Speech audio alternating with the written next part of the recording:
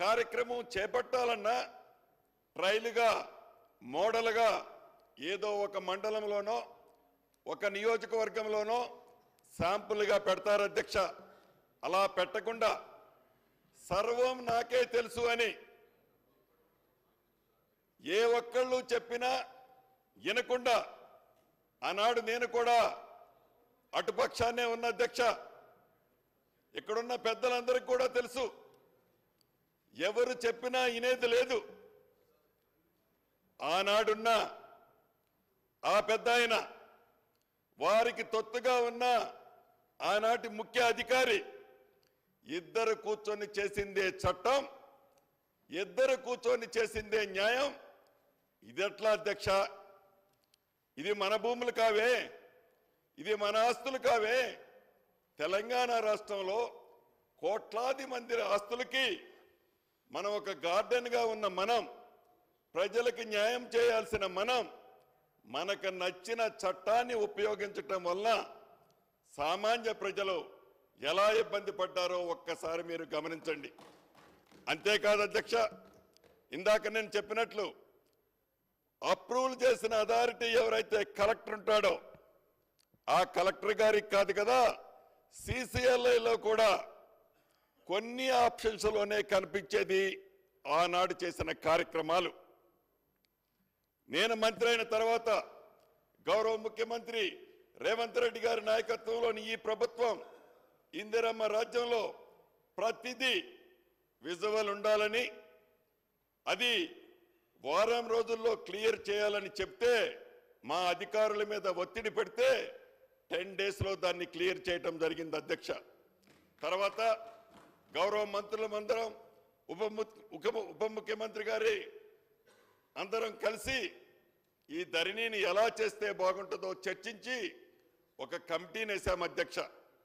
ఈ కమిటీ వివిధ ప్రాంతాల్లో పర్యటించి ఈ ధరణి సమస్యలు ఎలా పరిష్కరించాలో అని అనేక ఆప్షన్స్ అనేక సార్లు కూర్చొని చర్చించడం జరిగింది అధ్యక్ష. చర్చించిన తర్వాత ప్రధానంగా ఏదైతే ఈ ధరణి చట్టం 2020లో ఏర్పరిచిన చట్టాన్ని పాత చట్టాలన్నిటిని క్రోడీకరించి చివరికి 2020లో ఉన్న చట్టంలో ఉన్న మంచి అంశాలను కూడా సేకరించి ఒక మోడల్గా ఈ దేశానికి ఒక రోల్ మోడల్గా సుమారు 18 రాష్ట్రాలు పర్యటించి పాత చట్టాలు క్షుణ్ణంగా చదివి ఒక రోల్ మోడల్ కొత్త చట్టాన్ని, డ్రాఫ్ట్ చట్టాన్ని తయారు చేయడం జరిగింది అధ్యక్ష. అంతేకాదు ఈ ధరణిలో ఏవైతే లోపాలు ఉన్నాయో ఆ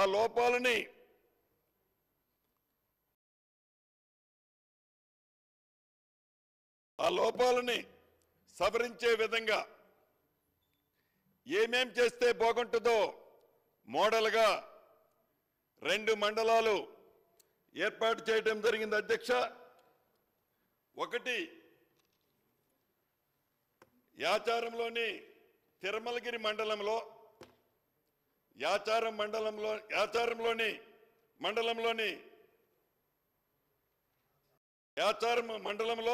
రంగారెడ్డి జిల్లాలో మోడల్గా 10 గ్రామాలు సర్వే చేపట్టడం జరిగింది.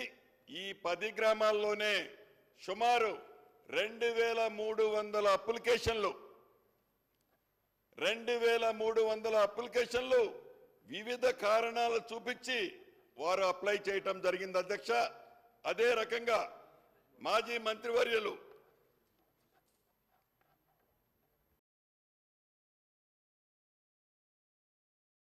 నాగార్జున సాగర్ కాన్స్టిట్యున్సీలో కూడా నిన్ననే ఆర్డర్ ఇచ్చాము అధ్యక్ష. నాగార్జున సాగర్ కాన్స్టిట్యున్సీలో ఒక మండలాన్ని మోడల్గా తీసుకొని ఆ మండలానికి ఒక స్పెషల్ ఆఫీసర్గా ఒక అడిషనల్ కలెక్టర్ని కూడా అపాయింట్ చేశాము అధ్యక్ష. చేసి ఈ పొరపాట్లు ఏవైతే ఉన్నాయో ఈ పొరపాట్లని ఎలా సరిదిద్దితే భవిష్యత్తులో ఇబ్బంది జరగకుండా ఉంటుంది అనేది ఆలోచనతో ఒక మోడల్గా 2 మండలాలని ఫైనల్ చేశాం. 10-15 రోజుల్లో ఈ 2 మండలాలకు సంబంధించిన పూర్తి రిపోర్టు కూడా రావటం జరుగుద్ది అధ్యక్ష. ఇంతేకాదు, ఏదైతే ఈ ధరణితో అనేక ఇబ్బందులు పడి ధరణితో సామాన్య ప్రజల ఆస్తులు కనపడకుండా పోయాయో, భూములున్న ప్రజలు ఈనాడు తెలంగాణ రాష్ట్రంలో ఈ ధరణి వల్ల ఒక అభద్రతతో ఉన్నారు అధ్యక్ష. పూర్తి నమ్మకం, విశ్వాసం ఈ ఇందిరమ్మ రాజ్యం మీద ఉంది. భట్టి గారి పాదయాత్రలో చెప్పారు, కాంగ్రెస్ ఇచ్చిన పేదోళ్ళకిచ్చిన పట్టాలు ఏవైతే ఉన్నాయో ఇందిరమ్మ రాజ్యం వచ్చిన తర్వాత, అంటే ఇప్పుడు ప్రభుత్వంలో మేము ఉన్నాం కాబట్టి తప్పకుండా పేదోళ్ళ దగ్గర గత ప్రభుత్వం లాక్కున్న ఆస్తులన్నిటినీ, పేదోళ్లకు సంబంధించిన ఆస్తులు ధరణిలో కనపడకుండా మాయమైపోయిన ప్రతి ఆస్తిని, పేదోళ్లకు సంబంధించిన ఆస్తులు దొరలకు ఎవరైతే పేర్లతో వెళ్ళాయో ఆ ఆస్తులని తప్పకుండా పేదోళ్లకు పంచేదే ఈ ఇందిరమ్మ రాజ్యం యొక్క ముఖ్య ఉద్దేశం అధ్యక్ష. ఈ అసైన్డ్ ల్యాండ్ విషయంలో కూడా ఆనాటి ప్రభుత్వం